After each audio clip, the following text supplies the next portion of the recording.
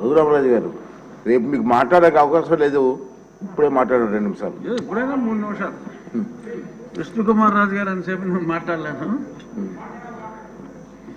ఈ ఋషికొండ వ్యవహారం మీద ముందుగా రామకృష్ణ బాబు గారు, అక్కడ జనసేనకు సంబంధించి మూర్తి యాదవ్ అనే కార్పొరేటరు, వాళ్ళు లోకల్గా దాని గురించి వివరించడం, అదే సమయంలో నేషనల్ గ్రీన్ ట్రిబ్యునల్కి నేను ఒక రిప్రజెంటేషన్ ఇస్తే దాన్ని సువోమోటోగా వాళ్ళు దాన్ని స్వీకరించి ఆ కన్స్ట్రక్షన్ని నిలుపుదల చేయమని చెప్పి ఒక ఆర్డర్ ఇస్తే దానికి హైకోర్టులో మీరు స్టే తెచ్చుకోవటం జరిగింది.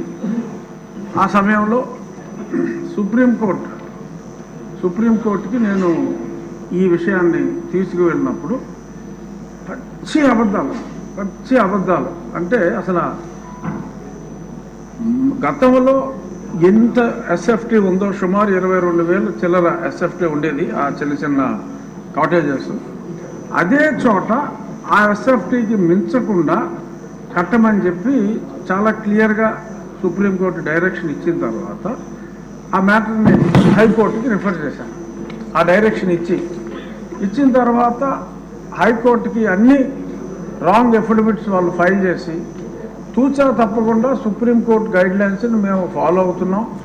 ఈయన ప్రతిదానికి మా మీద కంప్లైంట్ ఇస్తాడు, అతని కంప్లైంట్ని మీరు పట్టించుకోవద్దు అని అన్ని రాంగ్ ఎఫిడవిట్లు నేను ముఖ్యమంత్రి నివాసం కోసం పట్టుకుంటున్నట్టు అప్పుడే చెప్తే అదేమీ లేదు, కేవలం టూరిజం డెవలప్మెంట్ కోసం మేము ఇన్ని 100 కోట్లు ఖర్చు పెడుతున్నామని చెప్పి బ్లేటెంట్ లైస్ని, అంటే అది పెర్జూరీ కింద వస్తుంది, కోర్టుని తప్పుదోవ పట్టించడం. అటువంటి ఇవన్నీ కూడా ఏపీ టూరిజం డెవలప్మెంట్ కార్పొరేషన్ వారి ద్వారా ఆ పచ్చి అబద్ధాలని అక్కడ ఫైల్ చేయటం, పలుసార్లు అది వాయిదా పడటం జరిగింది.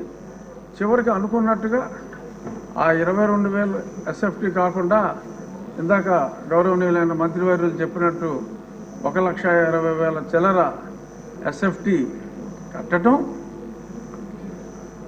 ఆ తర్వాత ఒక చిన్న డ్రామా, ఎందుకంటే అప్పుడు దాకా అది టూరిజం ప్రాజెక్ట్ అని చెప్పారు.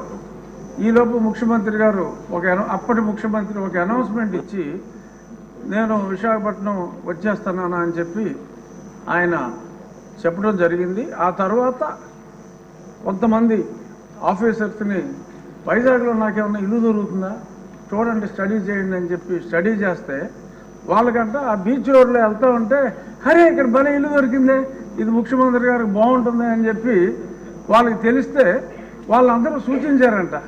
సరే దట్స్ ఆల్ రైట్, అందులోనే ఉందాం, పోనీ టూరిజం వాళ్ళకి చెప్పి అందులోనే ఉందాం, వాట్ ఈస్ దేర్, నాకు ఎక్కడైనా పర్వాలేదు, ఐఎమ్ ఏ సింపుల్ మ్యాన్ అని చెప్పి దానికి ఆయన అంగీకారం తెలిపారు. ఆ తెలిపిన తర్వాత కూడా మళ్ళీ హైకోర్టులో ముందు నుంచి చెప్తున్నాం సార్, ఇప్పుడు ఇల్లు అఫీషియల్గా ఓకే చేశాడు, ఇప్పుడైనా సరే చర్యలు తీసుకోండి అంటే కోర్టు వారు అసలు మా రూల్స్ వైలేట్ చేస్తే ఏ క్షణంలోనైనా మేము ఆర్డర్స్ ఇస్తాము, డిస్మాంట్లింగ్ ఆర్డర్స్ ఇస్తాము, మీరేం వరీ కావక్కర్లేదన్నారు. ఇప్పుడు దాకా ఆ మ్యాటర్ రాలేదు, ఎలక్షన్ వచ్చింది, ఆయన వెళ్ళిపోయాడు. సో ఇప్పుడు ఆ ప్రాపర్టీ, ఎందుకంటే ఆయన అంటే డిస్ట్రక్షన్తో మొదలుపెట్టారు, నాకు తెలిసి గౌరవనీయులైన ముఖ్యమంత్రి గారు ఈయనంతా కన్స్ట్రక్షన్ బేస్డ్ యాక్టివిస్ట్, అతను డిస్ట్రక్షన్ బేస్డ్. సో కాబట్టి ఒక 500 కోట్లు ప్రజలను దుర్వినియోగం చేశారు, శిక్షించాలి అని చెప్పి మా విష్ణుకుమార్ రాజు గారు గట్టిగా చెప్పారు. కానీ కొన్ని వేల కోట్లు రకరకాల ఇష్యూస్లో దుర్వినియోగం అయినాయి. ఈ 500 కోట్ల వలన అతను అలరయ్యి ఒక మంచి ప్రభుత్వం రావడానికి దోహదం చేశాడు. కాబట్టి అంటే నెగిటివిటీలో పాజిటివిటీ వెతుక్కోవటం. సో అంచేత 500 కోట్లు ఖర్చు పెట్టి ఆయన కట్టుకున్నది ఇల్లు కాదు, ఆయన రాజకీయ సమాధి కట్టుకున్నాడని చెప్పి భావిస్తూ 500 కోట్లని మనం క్షమించేయచ్చు, చూడవలసిన వాటి మీద ఎలా అధ్యయనం చేయాలో చూడాలని. Perhaps this is my last speech. ఇక్కడ కూర్చుని మళ్ళీ నాలిక కట్ కాబట్టి దీని మీద లాస్ట్. సో దీని మీద రేపు జరిగే చర్చ ఆసక్తిగా ఇవ్వచ్చా? సో ఇది నా పర్సనల్ ఒపీనియన్లో, అంటే నేను వేసిన కేసు కూడా ఇప్పుడు అప్పుడు కొట్టివేయమని అడిగాం, ఇప్పుడు కొట్టివేయకూడదు కాబట్టి నా కేసు కూడా ఇంకా ఇన్ఫ్రాస్ట్రక్చర్స్గా నేను వెనక్కి తీసుకుంటాను. రామకృష్ణ బాబు గారు కూడా అసెట్ ఉండాలి కాబట్టి అప్పుడు మేమంతా కూల్చేమన్నాం. అంటే ఇంత దారుణం అనేది తెలియదు. 500 కోట్లు ఖర్చు పెట్టారు కాబట్టి అది రాష్ట్ర అసెట్గా భావించి దాన్ని తెలివిగా, అంటే ఒక వ్యక్తి కాంక్ష ఈ రకంగా ఉంది అని చెప్పి ప్రజలకి మరి ఏదో టికెట్ ఇచ్చినా కూడా మాదిరిగా రికవర్ అవుతుంది, అద్దెకిస్తే ఏమి రావు, 7 గదులు. సో అంచేత దాన్ని ఒక మాన్యుమెంట్గా ఉంచి ఒక నియంత కట్టుకుందాం అనుకున్న, ఒక పేదవాడు కట్టుకోవాలనుకున్న చిన్న గూడు ఇదే అని చెప్పి మనం దానికి ఒక టికెట్ పెట్టి ముంతాజ్ కోసం తాజ్మహల్ కట్టిన షాజహాన్కి మరి ఇప్పుడు గుర్తింపు వచ్చింది.